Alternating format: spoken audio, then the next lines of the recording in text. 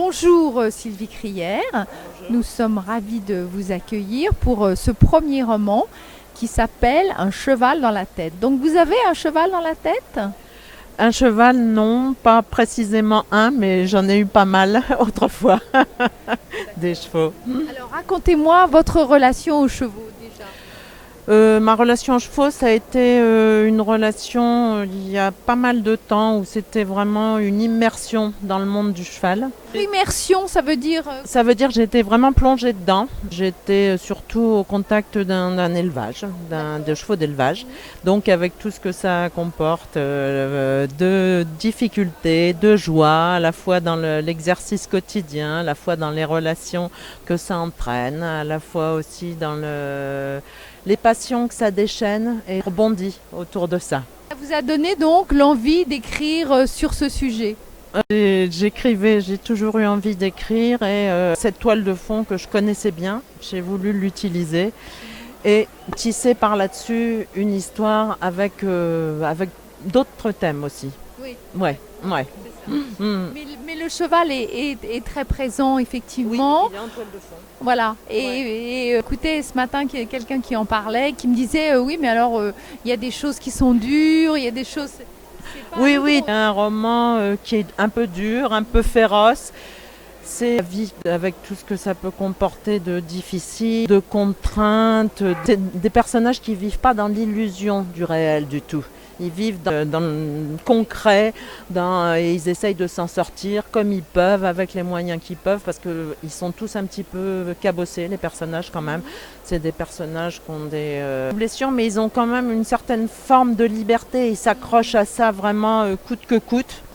Il y a principalement un personnage masculin et deux personnages féminins qui ne sont pas du tout dans les normes, qui ne s'encombrent pas, je veux dire, ni avec les notions de couple, les notions de scolarité pour les enfants, voilà, tout ils sont. On dirait marginal. Ah, moi, absolument marginal. Oui, oui, tout à fait, tout à fait. Oui. Vous avez eu beaucoup de vie aussi. Beaucoup de vie, oui, j'ai essayé d'en avoir le plus possible.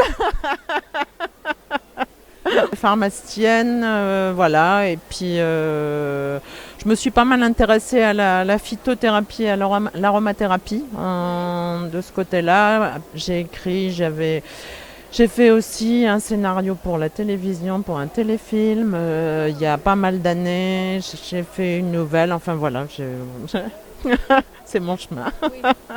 Mais aujourd'hui, puisque donc on est dans cet univers de littérature équestre, votre relation avec les chevaux, c'est quoi aujourd'hui? Aujourd'hui, c'est rien.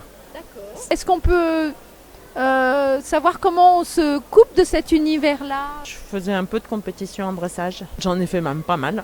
Et à partir d'un certain moment, je me suis posé la question déjà, ayant repris une activité professionnelle, c'était plus compliqué. Parce que bon, la compétition, ça nécessite quand même un entraînement quotidien. Étant donné que j'avais pris un peu d'âge, ce qui est surprenant, mais ce qui est quand même une réalité, je me suis dit que c'était peut-être le moment d'arrêter et de passer à autre chose. Et alors l'écriture, ça a l'air de bien vous réussir. J'adore, franchement j'adore, c'est vraiment, ouais. J'ai eu la chance de croiser des gens super sur ce chemin-là, de vivre une aventure extraordinaire avec ce bouquin, avec Serge Safran qui a pris quand même le risque de le publier, ce qui n'était pas forcément évident, c'est formidable.